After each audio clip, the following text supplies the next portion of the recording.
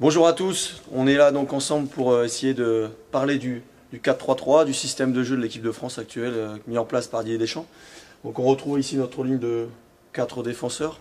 Sur ce système, le gros point fort du 4-3-3, c'est vraiment ici ce triangle au milieu de terrain, qui est vraiment pour moi l'équilibre, ce qui garantit l'équilibre du système et qui va assurer la déformation et la reformation du bloc. L'avantage de ce système-là, c'est qu'on peut avoir, par ce triangle, beaucoup de projections vers l'avant avec ces joueurs ici.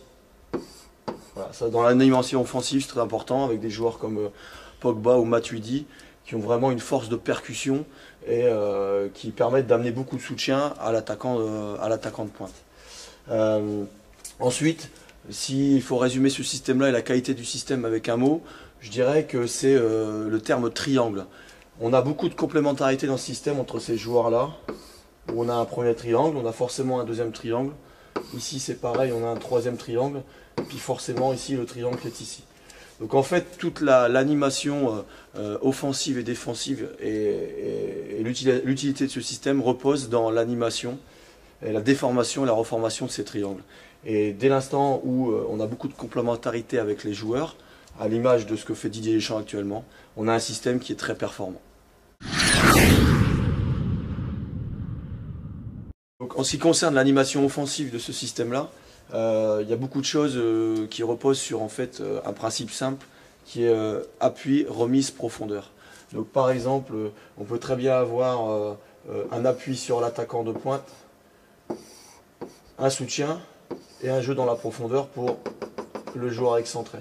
Et donc c'est pour ça que la complémentarité entre des réseaux de 3 joueurs, c'est pour ça qu'on parle souvent de triangle, elle est très importante.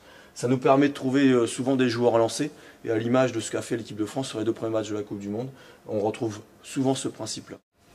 Alors en ce qui concerne l'animation défensive, il est évident que la clé de voûte de ce système-là, qui préserve l'équilibre, c'est ce garçon ici, qu'on appelle souvent dans le football moderne la sentinelle.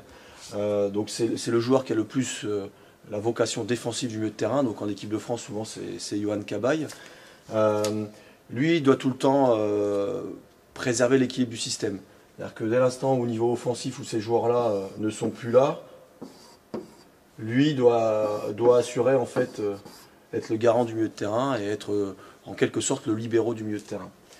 Le deuxième avantage de ce système-là, c'est que quand on a des joueurs vraiment offensifs qui vont participer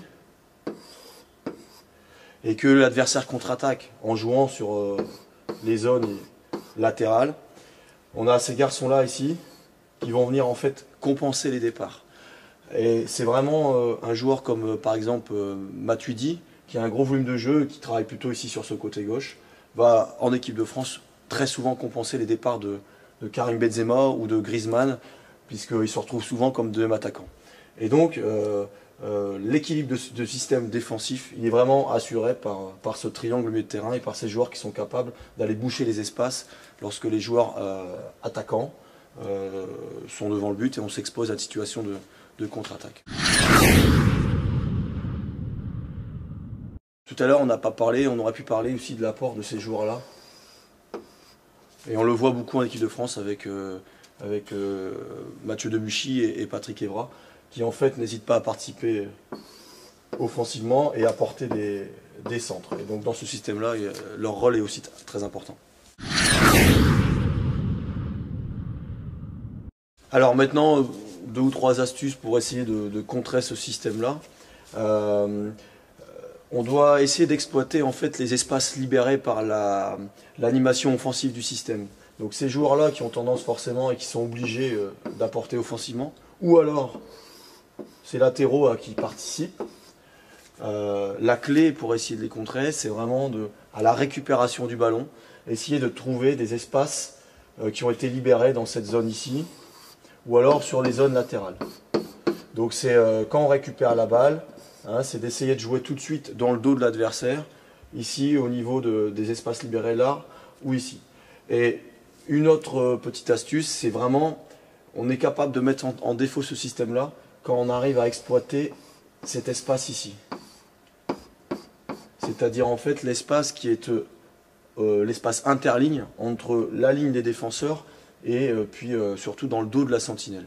Dès l'instant où on arrive à faire décrocher un joueur dans cette zone-là et à le toucher, là après on peut sur un appui remise engager du jeu vers l'avant et trouver des joueurs qui s'engagent pour jouer dans le dos de la défense. Donc c'est vraiment réussir à trouver cet espace interligne, en fait à casser les lignes équilibratrices du système 4-3-3.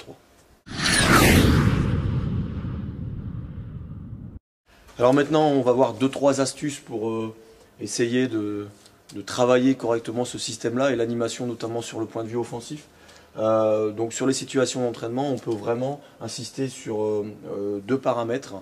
Le premier, ça sera essayer de toujours travailler la complémentarité des triangles sur appui, remise, profondeur. Donc c'est simple, hein, c'est toujours essayer de trouver par exemple appui, remise pour jouer dans la profondeur pour les joueurs qui s'engagent, donc que ce soit un joueur excentré ou le joueur latéral. Donc ça c'est un premier principe qui va être immuable dans ce système, puisque tout à l'heure on a vu qu'il y avait beaucoup de triangles et beaucoup de jeux en triangle et de jeux à 3. Et en ce moment l'équipe de France de Didier Deschamps le pratique à merveille dans les petits espaces.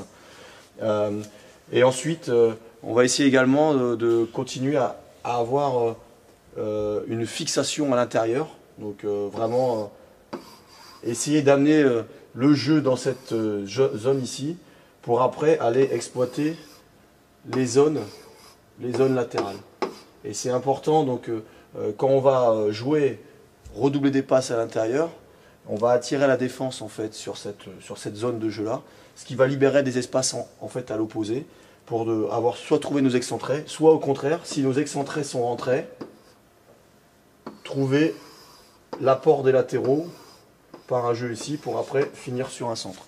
Et dernière astuce, on n'oubliera pas que lorsqu'on va déclencher un centre du latéral opposé, il faudra absolument que l'excentré côté opposé vienne occuper l'espace devant la surface pour amener de la densité et avoir au moins 2, 3 ou voire 4 joueurs en situation de réception de centre pour pouvoir après finir et marquer.